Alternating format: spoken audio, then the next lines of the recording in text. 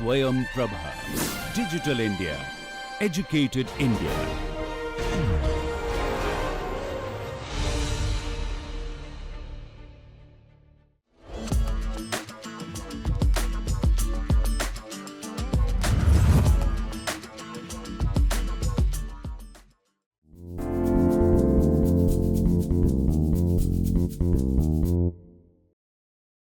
Hi everyone, I'm Sachin Punyani. I lead the business development for deep tech services at AWS India. Today we are going to talk about Gen AI on AWS. We know that Gen AI is taking a big hype these days. People are talking about a lot, and there are data points to support it. There is reach actually. So people are talking, giving different data points that how much it will impact in the operational efficiency, in the productivity. McKinsey says that it will impact 15 to 40%, bring the impact of 15 to 40%. And then there are revenue forecasts as well. But how exactly it is going to impact, that is what we are going to focus on today. So we'll start actually with one example that we know that we have been facing in the past. We know we go to the retail websites there, when you search different products, they recommend some new products to you. You go to the education websites, they again recommend some of your courses that you have been doing based on your past history, what you have been doing before, what you have been browsing before. Based on that, they give you some level of personalization. Even on the Netflix, Prime Video, there are many places where you, based on your activity, based on your browsing, viewing activity, you are recommended new video content. So that personalization is a problem that people have been trying to solve or have been trying to implement in their solutions. But how now this new tech called Gen AI impacts it? We are just taking a idea here. So if you look at your classical or the recommendation systems that have been working till now, how they work precisely? They have the item data. In case of education institute or education website, a tech organization, maybe the list of courses, what they're offering, subjects, kind of teaching methods, all those things. On the retail side, different products, descriptions are all there. On the video side, we took example of Netflix or YouTube or Prime. They know that what content you have been watching. And then they also have users data, that means your data, what you are browsing, what you're doing, and the activity that you're doing. I mean, if you like a video, you click on that, you watch it for some time. Maybe if it's a 15-minute video, did you watch it for 5 minutes or did you complete it? All those things. So they have the item data, they have your data, and they know that how you are interacting with those items, and then they try to build different patterns, different machine learning algorithms that actually give the recommendation. But now with this new Gen AI thing, how things can be improved. So Gen AI, how can it augment, I'll say, the existing system? This is what we are taking as an example to understand. See, so far information or recommendation that whatever is happening there is happening based on past data. But suppose I have been watching some particular genre of videos, but now suddenly I want to listen some specific song. That's my requirement, or that's my interest area, that's my wish. How will I get to know the recent thing? Or maybe some other information that is right now running in my hand. You want to capture more user insight. How will that come? That might come with the conversational systems. So interactive recommendation mechanism that we talk about, if it comes out. There are many more points that we are talking here. It's like you might give the personalized descriptions. I mean, right now retail sites, if you go, they have standard description, but it might happen that those descriptions are changed based on the hyper personalization, as we call that. Descriptions are changed to users taste or users interest. So many more impact, but let's focus on the first activity here, like how Gen AI is going to impact. Gen AI will impact all those things that we're talking here, but understand it with one use case. In the classical recommender system, we talked about like there are items data or the users data or the interaction, or rather all of them put together, then the decision is taken. But when we talk about Gen AI, the large language models or the foundation models, these are the terms that you will very commonly hear. These are the machine learning models which take large input, process it fast, and then give the output. I'm trying to give a very layman kind of definition here. Now, these large language models can help give the interactive recommendation system. For example, if someone wants to say that, okay, I want to listen to a famous rock band. Now, this is a good enough information, the recent information that what I want to look at, and then you can immediately recommend. So this is just a very high level idea. But how can it impact the personalized recommendation? You will get to know with this example. Suppose someone writes on a chatbot that, okay, I want to hear some music or I want to listen some music. Of course, typical chatbots or typical conversational system will start, okay, what kind of music do you want? Should I recommend? But, and all these things or any music that you're recommending depends again based on that user or item or the interaction data that we are talking about. But now in this example, you see that the system recommended one song, the Mojito by a singer, but then immediately the user said that, no, I have listened it multiple times, can you suggest something else? So see, the existing system actually tried to recommend based on some things, but the interactive system brought in additional context of the immediate need or immediate wish of the user, and then system can suggest a new song. This is hyper personalization, and most importantly, if you see here, this brings better accuracy, because now you know that what customer or what user wants immediately, because it might happen that my interactions with say for example Netflix, I've been interacting with watching movies on the Netflix say for past multiple years. That data, if you're considering, or if you're considering the recent wish that I want, then this brings that recency into picture very clearly or very accurately. So those kind of benefits that Gen AI brings on top of the existing system. Certainly you're leveraging your existing systems, but you're improving them and you're making it more personalized. So one point is better accuracy, but the second important point is more persuasion. Now, when you know the immediate need of the user and you suggested the immediate solution to that or immediate product to that, it is more likely that the person will use that, be it a video, be it a course, be it some product that you want to sell. So that persuasion potential also increases. So this is the second, and this Gen AI is using the existing data, existing solution, and is putting things on top. Most importantly, it is also helping you capture more user insight. So that's the augmentation, more hyper level personalization is something that Gen AI actually is bringing in. Now, if you see here, if you need to build this kind of application, you need a bot engine, of course, that a chatbot engine that probably you have been building already. Second thing that brings LLM, the large language models that we were talking about that help do that conversation and do the personalized conversation, I'll say.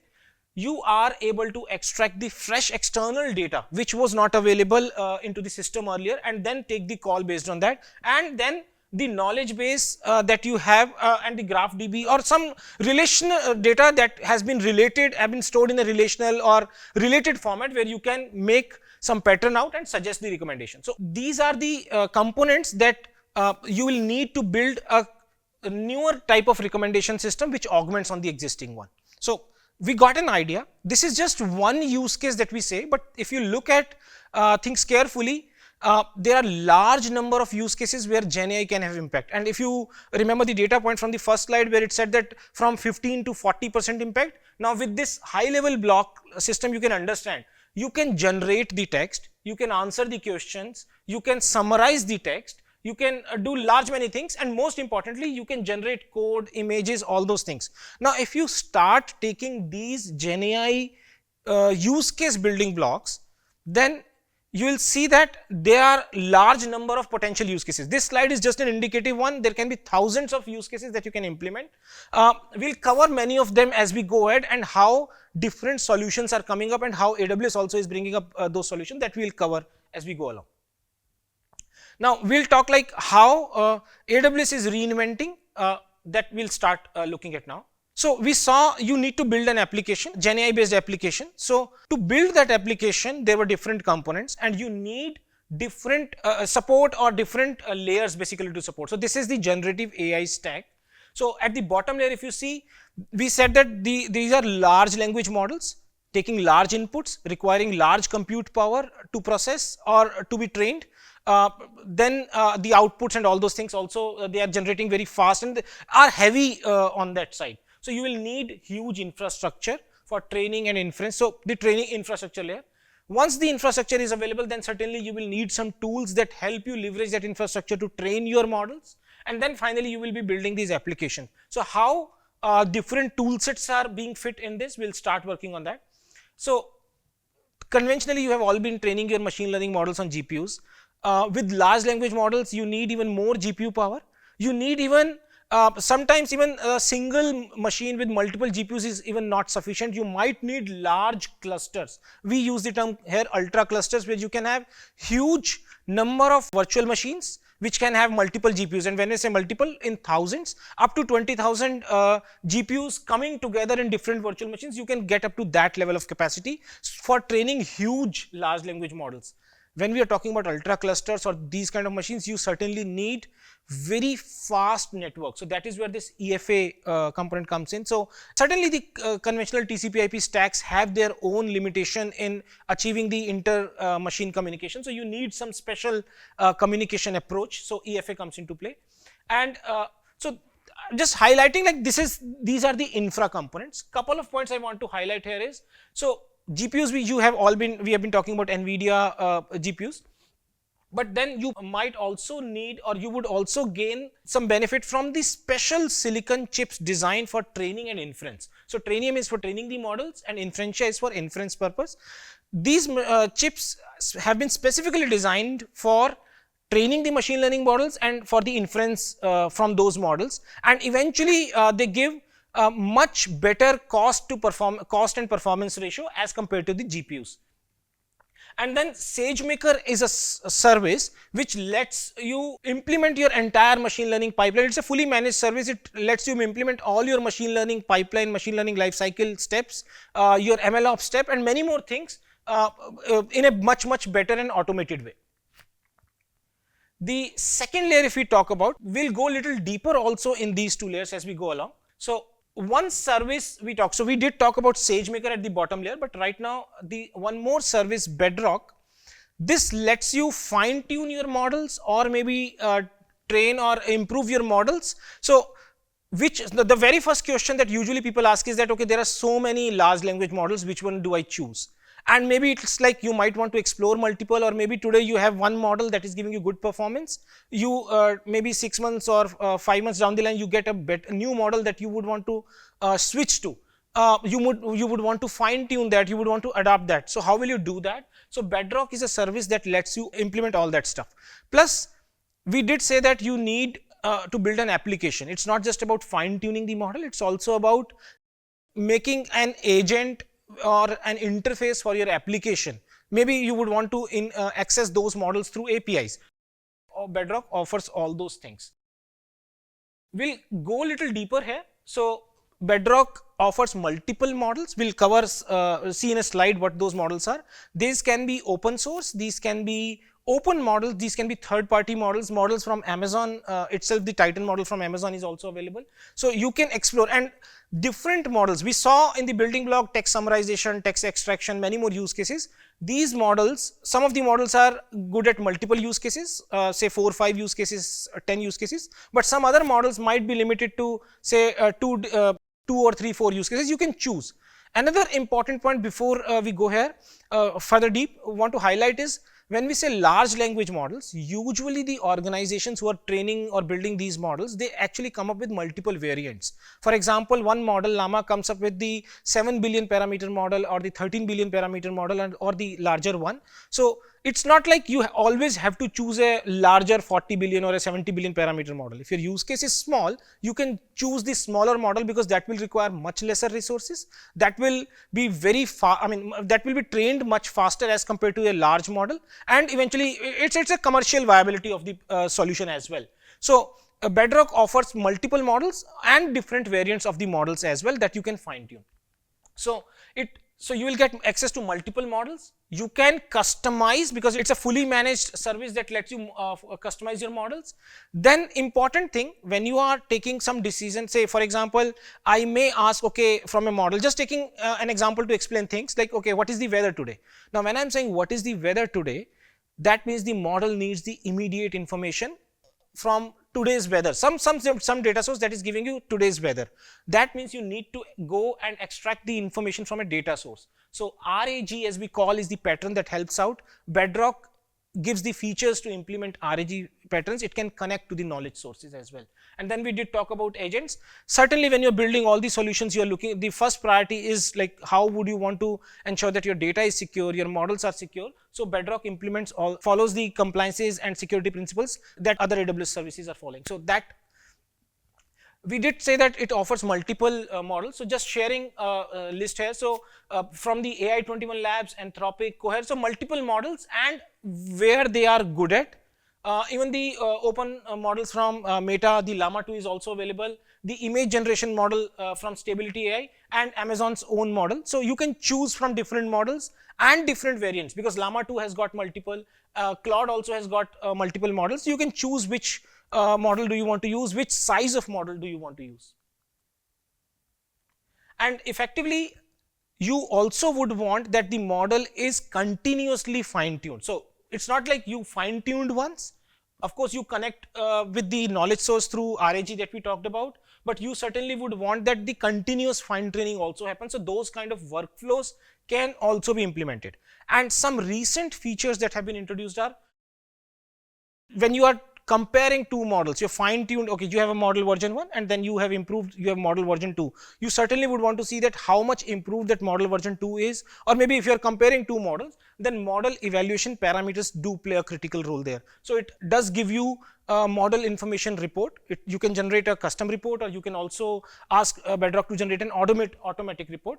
And then agents and guardrails that we talked about, like security guardrails, and maybe you would want like the model does not respond to some bad language, all those kind of guardrails you can put in. So these features have just been announced, are in preview being tested, but this is like a single box where you can build multiple kind of solutions. Now coming to the top layer, Bedrock becomes a very important tool, but still, as we say that it is offering you models, you're fine-tuning models, models are being made available as APIs or through agents, but certainly you would want to integrate those things in your application. Coming back to that, the personalized example where we were doing some chatting, so you would want an application which some chatbot kind of thing which can be easily integrated in your website, for example. Now, on the top layer, if you see the first one we say is Amazon Q. This Amazon Q is the application layer service, as we say, which can leverage Bedrock and can help you build multiple solutions. Now, when we say join the knowledge graph or connect with the knowledge graph, you may have a database, RDBMS, you may have a unstructured data lying on say S3 or some object store, you may have data you would want to upload, maybe you would want to crawl some websites for your data. So multiple data sources, and then you would want that all these data sources are consumed, that fine tuning happens automatically and is integrated with your solution, be it, just take for example a web application. And then you would want multiple other ready solutions. So Amazon Q is the service that connects to multiple sources, creates a chatbot kind of experience or web experience for you that you can leverage. You can use it in the API calls as well. But then AWS itself has leveraged Amazon Q and has integrated in multiple services. We are not listing all the services here. We'll cover in the next slide. So coming to the main slide here, Q is your generative AI assistant. You would want to go for that personalized example that we said, where you wanted a chatbot. Maybe you would want a dashboarding application where you want to create some kind of dashboards, charts based on your NLP. You can integrate Q in multiple scenarios that we'll see. Precisely Q is available where you want it. Just giving an example how AWS has done it, that gives you an idea that how you can use Q in your own applications. In AWS Management Console, you know that you go and you say that, okay, I want to create a virtual machine through EC2, or you want to go create a VPC, you want to go to Redshift console and create a data warehouse there. But at that console, you might need some level of help, documentation help. So AWS, or maybe you want to say that, okay, you want to troubleshoot something. So then Q can be an NLP interface, and then at the back end you can decide, okay, how to troubleshoot on different scenarios. And AWS is also implementing that feature where you can use Q for troubleshooting in the AWS console. Documentation, we saw that AWS documentation, if you just open up a web page, you will find a Q icon and you can answer. Rather than just scrolling down entire documentation, finding the sections, you can just write to the Q and Q can answer those questions. Console mobile app is same. Code Whisperer is a service that lets you write your code when through the comments or through a natural language processing. But Q is also integrated with Code Whisperer so that you can do little better on that side. Maybe you can do the code transformation. You have written already one code, say in one language, and you want to transform that code. or you have written some code, you want to break down code into different chunks. Multiple things that you usually do in your coding exercise, Q is integrated and extends the functionality of the code whisperer to do that stuff. Code Catalyst, this is a service that lets you do your CI/CD effectively. It's a single console which lets you manage different aspects of your project development cycle. But now suppose that if you really want to develop a feature and you simply say that you ask Q that, okay, this is my requirement and build a feature in my code. So that's where the Q is integrated. And of course, Slacks and Teams, as we have been talking, like for your conversation. So Q can be implemented. I'm giving very quick way that how AWS has implemented. For example, conversational QA we talked about. So if you see right now in this screen, you are at DynamoDB console, but when you're working on your console, you need some help there. It gets you help there. On the right hand side, there is an icon. So this is how it has been very deeply integrated. The second example is troubleshooting. You are trying to do something again on the console, but you get an error. There's a button that troubleshoot with Q. So it lets you troubleshoot this error and what steps should you take to correct that error. It's not like you are taking the error out, finding the documentation, searching on the net, what to do. Immediately you can ask Q that, okay, how do I troubleshoot, or what steps do I take that I'm getting this error. So immediate help that you get there. The feature development that I talked about, so you write your complete set of requirements. This is integrated with Code Catalyst. So you write your complete set of requirements and just simply ask Q to implement that feature for you. Q understands that, Q knows that where your repository is, and then it will leverage Code Whisperer at the back to implement the feature in your code, and then it will give you for review. It's not like it is just simply saying that, okay, feature is implemented, but your major heavy lifting is done by Q itself. One more example, code transformation. You have already written certain applications. We know that there are many monolithic legacy applications that you would want to convert to the newer version. I give an example here. Within AWS, we had a team of 5 members which converted 1000 applications or at an average speed of 10 minutes per application conversion. They converted from the older version of Java to the newer version of Java, and the entire team completed that 1000 applications. And if you look at the average time taken for transformation of those applications is around 10 minutes. The longest time taken for one application was less than 1 hour. So just giving an idea that what level of productivity that it brings to you. And the Code Whisperer service that we talked about on the application layer, so it lets you build. So if you can see, like you're just writing the comment and it generates the code for you. It is also now, like we said, integrated with Q, so that you can not just so that you can extend the functionality of restructuring the code or finding the security vulnerabilities and many more things. Now, typically when you see that, okay, when you may say that, okay, I'm writing the code and it will generate code based on the general learning that it has got. Q has also added things like here. It has already been trained on Amazon code and of course the publicly available code. But now you can customize it with your own code so that it generates code which is more aligned with your existing pre-written code, your own conventions, all those things it takes care of. So this is how we see that GenAI is moving ahead. Large bouquet of services to leverage. It's up to you how you join these blocks, how you leverage these application and tools to help you out. So we just saw like how the GenAI stack has evolved and how it is supporting you build your GenAI enabled applications. So as a next step, if you want to build those kind of applications, certainly you will need to learn, get some level of training, then have the idea or proof of concept of your solution that you want to build. And then once the proof of concept is successful, just simply build and scale the generative AI apps using the Bedrock or Amazon Q and these kind of services. And you can leverage AWS services as well to build your entire solution. Now I will conclude this session with this small overview. Thank you very much.